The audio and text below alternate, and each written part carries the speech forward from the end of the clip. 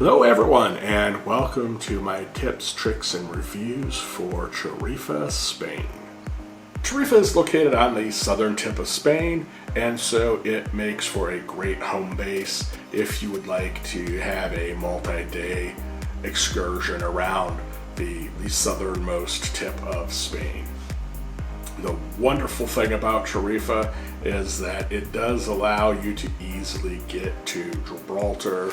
It allows you to get over to Africa and Morocco, and then it also allows you to see quite a bit of the southern part of Spain as well by having day trips from that location, and you don't really lose a lot of time for travel because Gibraltar is about a 45-minute drive.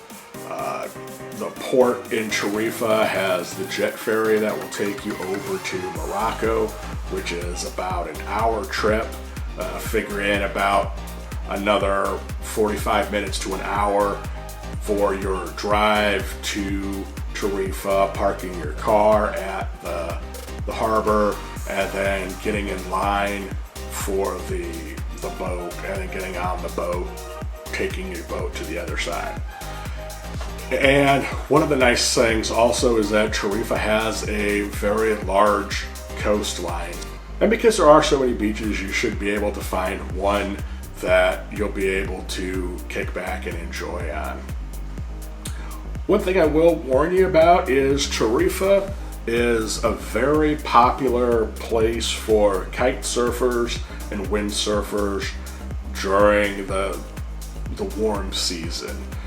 It's kind of a unique area where you have the Atlantic and the Mediterranean meeting, and apparently that creates for a very windy and apparently a pretty consistently windy environment on the coast, which makes it ideal for kite surfers and windsurfers. So hotels will book up fast, especially the ones that are close to the beach. So if you are planning to go to this area, I would definitely recommend spending some time several months in advance to research out and to book your accommodations ahead of time.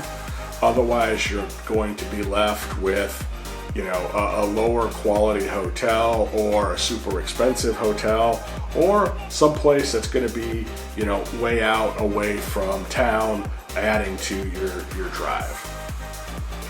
Now, we kind of got caught up in this, and when I was originally looking for our accommodations, a lot of times I'll use filters on my searches so that I'm not having to scroll through and look through, hundreds or maybe even thousands in a bigger city of hotels and stuff that I'm not interested in.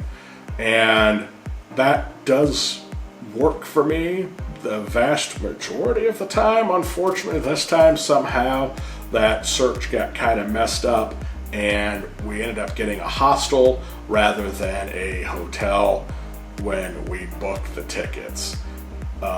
I realized that after we had booked it, I kind of went through the pictures again, and it definitely looked a lot more like a hotel rather than a hostel. So we thought that we would give it a shot, and if we didn't like it when we got there, then we would figure something else out.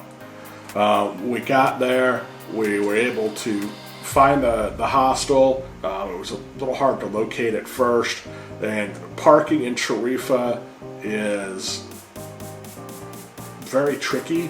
I would say a little bit more so than some of the other places in Europe, just because it's a smaller city. There are a ton of people that come in there for kite surfing and that sort of thing, and they just don't have the parking that some other places do, as far as parking garages and that sort of thing. At least in the area that we were at. There are some parts we've noticed later on that had a better parking situation, especially when you start getting down closer to the water and a lot of the restaurants and bars and that sort of thing. They did seem to have some decent amount of street parking there, but a lot of that you've also got to be careful of because there are people that live there, and so there are a lot of the parking spaces that are reserved for the residents, or that if you were to find an open spot, a lot of times it was because it was access to a garage or an off-street parking spot. So please take a little extra time when you're there looking for parking to make sure that you're not parking in an area where you're going to get towed. Well, we did finally find the hostel, and we got in. I could tell kind of right away that this was most likely not going to work out for us, simply because the gentleman at the front desk made a comment about all the luggage that we had, and that most of the people that stay there have a backpack or have maybe one suitcase. So that kind of concerned me a little bit off the top. And so by the time that we got to our room and got to actually see our accommodations, we were definitely concerned, because the room itself was big enough for 2 twin beds, a nightstand in between them, about 2 or 3 feet, and then a wardrobe, and next to the wardrobe was the door to the bathroom, and then the other wall. So with having 4 suitcases, there was really no place for those suitcases to go and still be able to walk. But we were still somewhat hopeful, because realistically, we weren't planning on being in the hotel room that much at all. As long as it was air conditioned, as long as it had a decent bathroom that we could get ready in, and as long as we could get a good night's sleep, then we thought that we could make it work. So after we got our luggage moved into the room, we took a look at the bathroom, and the bathroom was definitely one of the smallest bathrooms that I've ever seen in Europe. This bathroom was so small that I could literally reach my hands out and be touching the walls on either side, and the shower itself was so small that by the time that I got into it, yes, I'm tall and fat, so if you're skinny, you're probably gonna have a little bit more room, but the reality is that the shower was probably about 2.5 feet in diameter. So as far as being able to have a decent amount of room to try to wash your feet, things like that, it was going to be very difficult to do, being 6'4". If you were 5 foot tall and you're 120 pounds, it probably would have worked for you. Again, at this point, we were still kind of thinking that, we're not going to be there that long. We'll probably figure out some way to make this work. I don't know how we're going to fit, there's 2 of us. We do have, especially with, my friend that was with me, she has a bunch of, cosmetics and those sort of things, and there's really no place for any of that to go. But after being in the room for about 20-30 minutes, there was some kind of an odor that was giving me a very bad headache. And it was kind of at that point that we knew that this wasn't going to work for us. So we decided that we're going to try to, find a better accommodation. We realized that we're just going to be out a few bucks for this room. But, lesson learned, always take a little bit of extra time when the options are few and far between, to make sure that you're getting what you're looking for, and that even though you did put in some search filters, that you actually did receive the listing that met your needs. Sometimes the algorithms mess up, sometimes they don't find any, so they start adding in things that are close, and I think that's what happened in this situation. So after some searching and some driving around and kind of looking around Tarifa and some of the surrounding areas, we ended up finally finding a nice little hotel that was kind of out in the country a little bit. Hotel Dolce Nombre was a great spot. I mean, they had very nice facilities, as you can see from the video.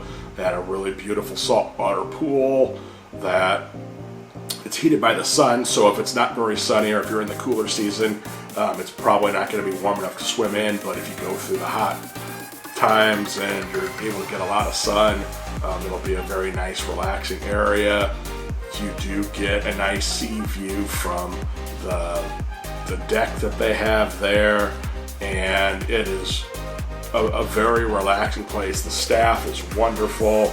They were so very friendly. They do have a restaurant right on the premises there that does have good food, and they have it's a more basic menu, but you do get a selection of some things on there, and for a smaller facility, I would say that when you look at the location that it's in, the view, the facilities, they do have a great amount of free parking, right there on site, and the rooms they're nice, but they're basic, and they were quiet, so you should be able to get a good night's sleep. They are air conditioning. They have all of the things that you would need, especially if you're looking at it that you're there to sleep, to a few hours in the morning to get ready, a few hours in the evening before you go to bed. I think that even though that they're basic rooms, that they are more than adequate for being able to enjoy your stay. And when you combine the price and the location and the staff, I think that overall this is a very good value. If you're looking to spend, especially several days, 3-4 days, in this area, I think Hotel Dolce Nombre will be a great option for you, because it is easy to get to everywhere. You do have plenty of parking, so if you're coming back late, you're not going to have to worry, or am I going to have to try to search and find some parking spot down some random street, 10 blocks away from the hotel.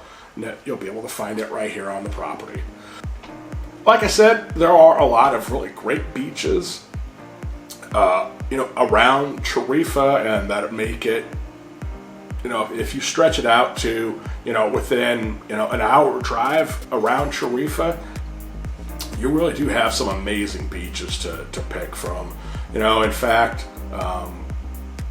there is one of the, I think it comes in, I guess, one of the top 5 beaches in Spain that is probably about a half an hour drive from Hotel Dolce Nombre. And this is the beach that you'll see in the video that is right next to the ruins.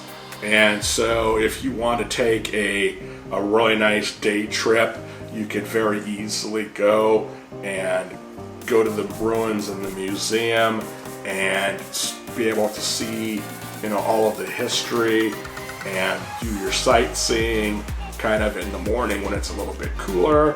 Then go and stop at one of the little local restaurants and grab something to eat, and then go spend the afternoon on the beach. Or if you're feeling adventurous and it's not probably too hot, or you don't mind the heat, go ahead and explore the sand dunes. I've heard that the sand dunes are very cool to explore. The beach itself, like I said, it's one of the top in Spain, so it's a great place. And if you just want to kind of unwind and get some sun and maybe do some swimming, then you've got a great option there. There are also a number of other things that are within an hour drive from where we were at. There is supposed to be a spectacular waterfall that is about an hour, I believe it was northeast of where we were at there at Hotel Dolce Nombre, and unfortunately it was in the opposite direction of what we were going, because from here we're going to be going to Cadiz, But you know, if I go back to this area, and I'll put the information kind of up here on this waterfall park area, it's supposed to have some beautiful hiking. The waterfall itself is supposed to be, you know, beautiful. And it is unfortunate that we didn't find this, you know, kind of a little bit earlier in the trip, because we might have kind of arranged some other things. But again, we're only there for, you know, 4 days. So we really had to be able to kind of pick and choose, you know, what you want to do. Because we did use Tarifa as our home base. A lot of the time that we spent, we went to Gibraltar for a day. We decided to take the ferry over to Tangier for another day. We did spend another day around Tarifa, going to the ruins, kind of doing some other sightseeing around the town itself. Explored back kind of along the coast to the east a little bit, and so that took up the majority of our time there.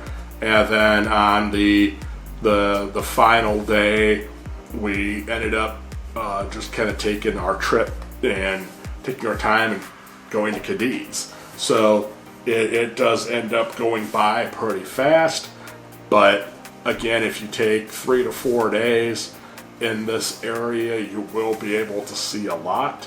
You will be able to take a day trip to Gibraltar. You will be able to take a day trip over to Morocco, and then you will have another day that you could then spend around Tarifa, whether you want to relax or whether you want to kind of do some other sightseeing.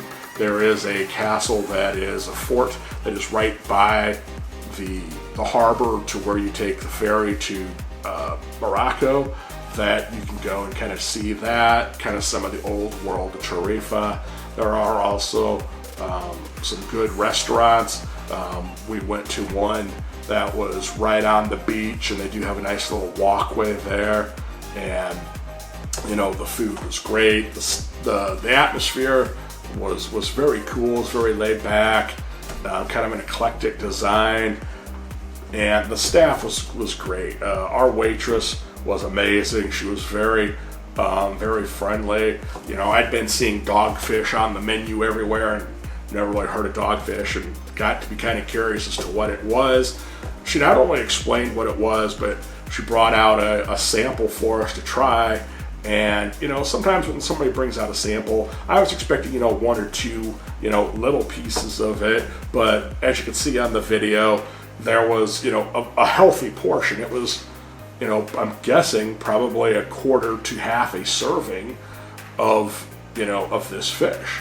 And the fish was delicious. I was very surprised. It's supposedly a member of the shark family. And so I've never had shark before. I wasn't really sure what to expect, but it was very nicely, and a very thin coating to it. It was seasoned nicely, and it was a great fish. And if you like fish, I definitely recommend, you know, getting an order of dogfish to go. One of the things I saw on the menu for this was they happen to have an Angus burger, and so while I normally probably wouldn't have, you know, recommend getting, you know, a hamburger or cheeseburger or anything like that, you can get that in the States and just about any place else. I was kind of intrigued to see what, you know, their Angus burger would be like, just as a comparison to, you know, what you get here in America. So I ended up going with the Angus burger, and it was a very good quality burger. It was a very nice portion. So, you know, even being a bigger guy, you know, I was still able to, you know, eat the burger and the fries and feel that I had a good meal and had enough food, especially when you added in the little sample there of the dogfish. Now, because Tarifa is a kite surfing, windsurfing area, you will find a lot of little kind of bars and shops along the beach that the kite surfers will go to, but you will also find a lot of places that will offer lessons. So in case you've ever wanted to try kite surfing or windsurfing, you know, you should be able to find a place along the beach here outside of Tarifa that will be able to rent you the gear, as well as, have someone there that you can sign up to get lessons from. One other thing that I was going to do but ended up not having time to do is that there are some dive schools along this area of Spain that will offer, like a 4-hour class or several, or a full day class. There are several that will offer a full week and get you, your scuba certification if you've got the time to do it. I have heard that scuba diving off the coast of Spain is supposed to be spectacular. There's between the water and the reefs and the fishes and all of that kind of stuff. It's supposed to be a really great experience. So if you thought about kind of taking a basic dive course, or maybe even if you've got the time and to do your full scuba certification, there should be schools in the area that will be able to accommodate whether you want to do just a shorter, more basic course, and then go out and do a little basic diving with, the group. You should be able to find a class that would be able to accommodate that, as well as, if you wanted to do the full certification. The last thing that I will recommend is when you're in this area, I would highly recommend that you plan an extra day in to make sure that you take a day trip over to Tangiers. It would definitely be worth it. We had an absolutely wonderful time. I was amazed by the history in Tangiers, the Medina, and the way that the back alleys and little streets wind together, and everything was wonderful. The people were very nice, and the amount of history that's over there is something that's spectacular. If you're a guy like me that collects passport stamps and, likes to kind of check off, countries and stuff off your list, you can easily, check off Africa and check off Morocco, on a day trip. The ferry, I think, was 60 or 70 euros per person round trip, and there were, I think, 8 departures a day, 6 departures a day from Tarifa. And it does take an hour to get over there.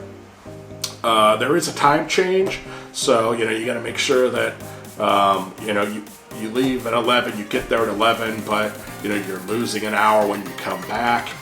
So you got to keep that in mind.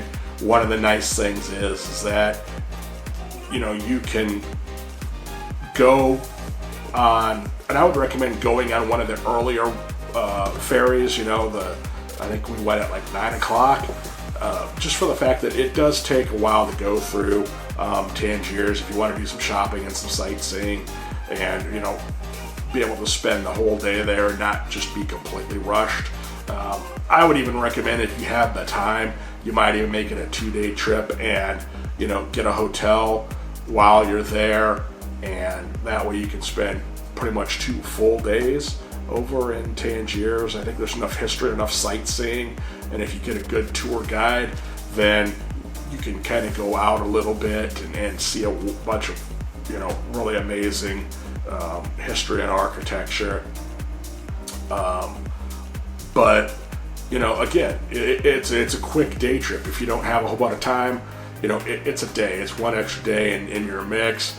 The amount that you're going to be able to see and gain from that is going to be well worth it. I will have a entire video and advice video as well on Morocco Tangiers, because I do believe that it is worth the effort to go through. One of the things that I'll say on this video, and I'll also say on my Tangiers video, is definitely get your Hepe shot. It's a very old city. Don't drink the water.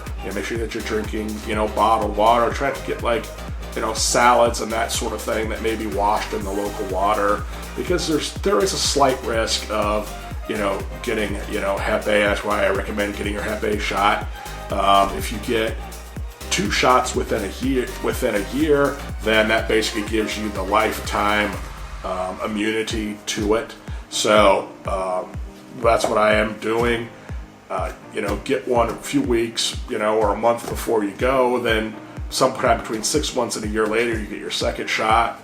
It's worth it to be, safe. Make sure you have a water bottle. You're getting bottled water when you're there. Our tour guide had bottled water to give us, which was awesome.